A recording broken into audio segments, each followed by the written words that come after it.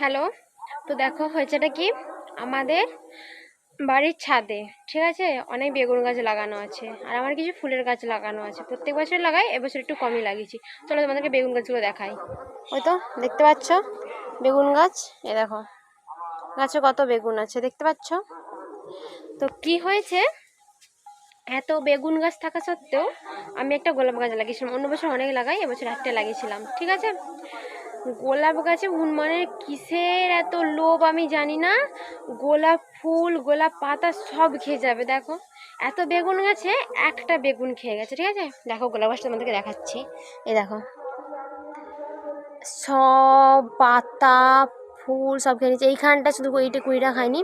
আমি এসে ওইখান থেকে কতক্ষণ ধরে দাঁড়াচ্ছি, যা যা যা পালা, কিছুতেই যাচ্ছে না, বসে আছে খেয়েই যাচ্ছে। ভাই কিসের এত আড়ি আমি জানি না, তোমরা যদি জেনে থাকো কমেন্টে অবশ্যই জানিও। দেখো গোটা ফুল পাতা সব খেয়ে নিয়েছে, এই দেখো এখানে সব পড়ে আছে দেখতে পাচ্ছ।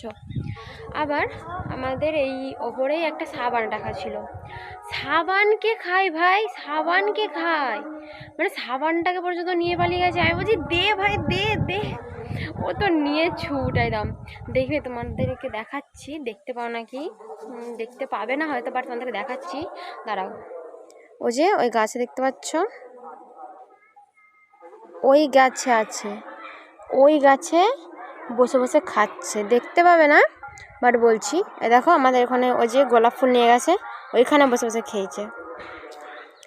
কিসের এত আড়ি, কিসের এত আড়ি ভাই, গোলাপ গাছ আমার শখের গোলাপ গাছে কিসের এত আড়ি, আমি তো ভেবে পাচ্ছি না গোলাপ গাছে কিসের এত আড়ি। আর সাবানকে কি হবে ভাই, তোরা ভালো করে দাঁত মাজিস না, হুনমানুগুলো ভালো করে দাঁত মাজিস না, সাবানকে পেট পরিষ্কার করবি কিসের এত, আমি জানি না ভাই এত গোলাপ গাছে কিসের আড়ি। আমি কখন থেকে বলছি পালা পালা পালা, কিছুতেই যাচ্ছে না।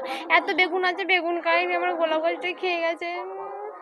দেখো না চারিদিকে সব মানে একদম তাণ্ডব করে দিচ্ছে একদম চারিদিকে, কি বলবো আর। তো চলো যাই হোক, কি করা যাবে, কিছু করার নেই। এই যে আমি এখন ছাদে লাঠি নিয়ে দাঁড়িয়ে